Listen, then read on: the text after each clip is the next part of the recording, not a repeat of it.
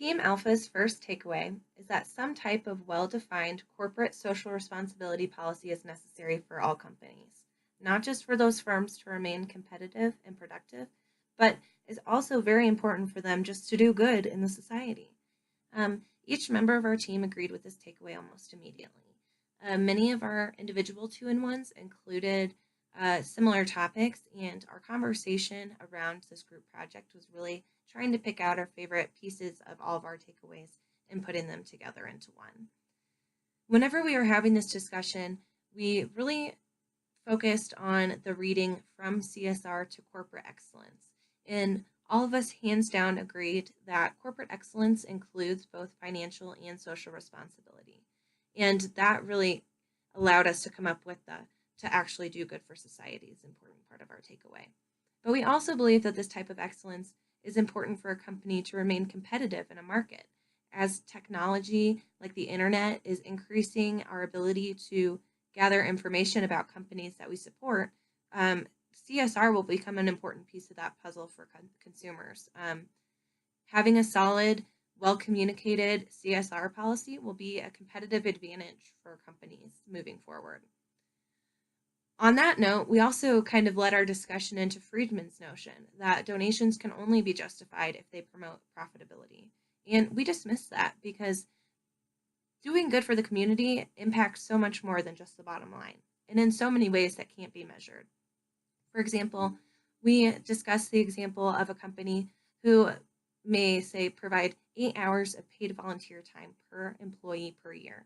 They will go to all lengths to try to measure their donation of employee time plus the money that they spent on that donation, from payroll to benefits to PTO and everything else that is included in that employee's time.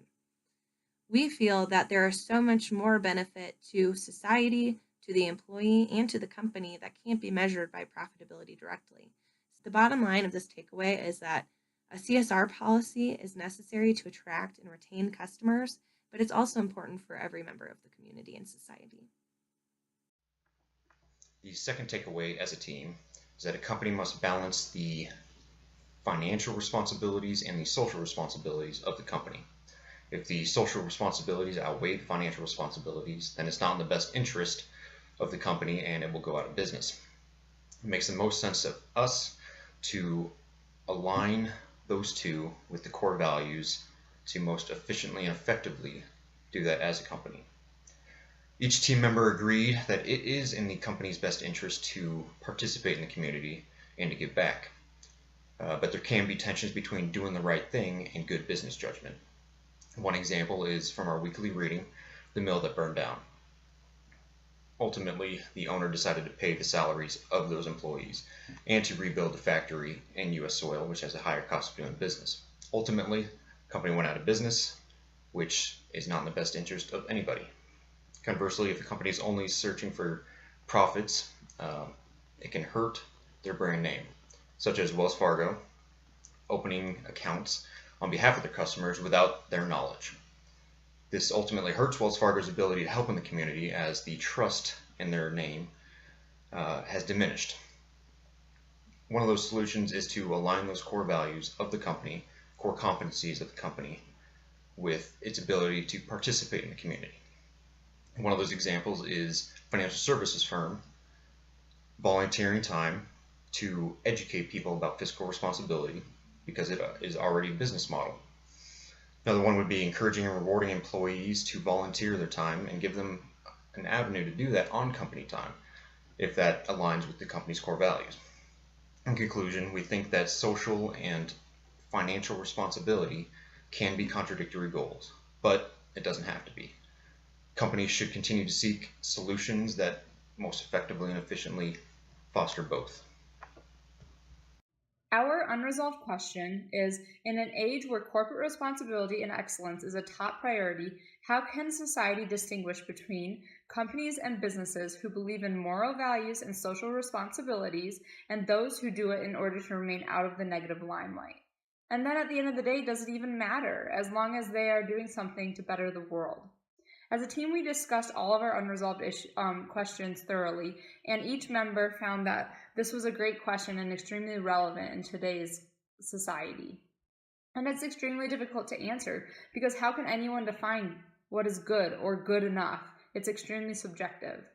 So, are companies supposed to use a utilitarian approach of doing good, for the greater good, or a more duty-based approach, where if a company feels morally ethical about a certain aspect, then is it okay? An example that we found was with PepsiCo. So PepsiCo, obviously water is a critical resource for PepsiCo, and it's utilized across all their business operations, from farming, manufacturing, and obviously its main ingredients in a lot of their products. Their annual total water withdrawal is 93,000 megaliters. So PepsiCo made water conservation a top priority regarding their Performance with a Purpose initiative.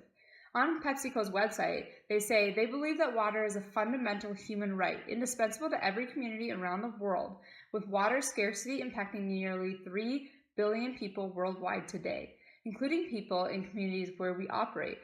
There is a strong imperative for companies like PepsiCo to deploy their expertise and resources to address this issue.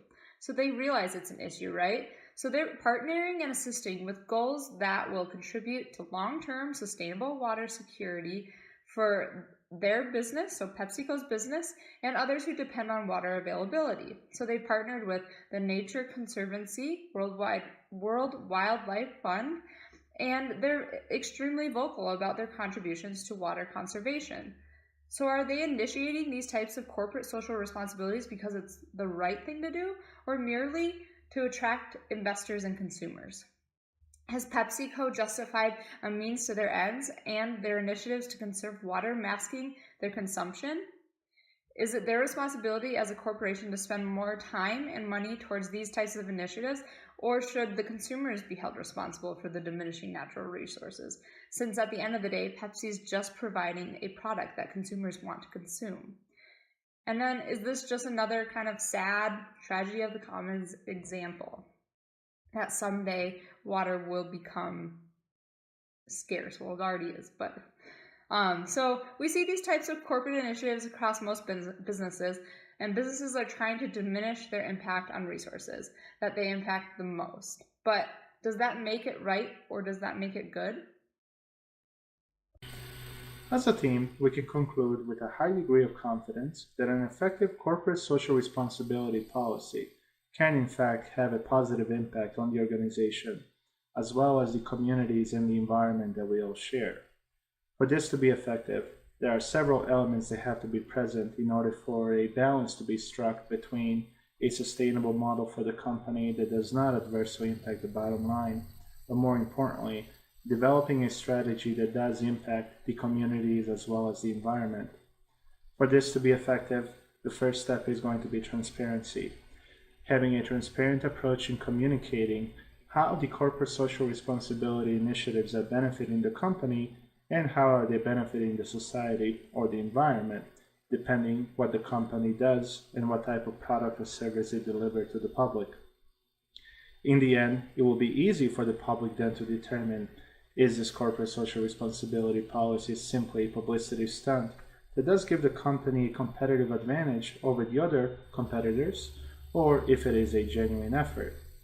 We can also say when this is done in an effective way and if it is communicated effectively, it is the first step in moving a company from just being socially responsible to creating a sustainable model and achieving corporate excellence, which should be the ultimate goal of organizations.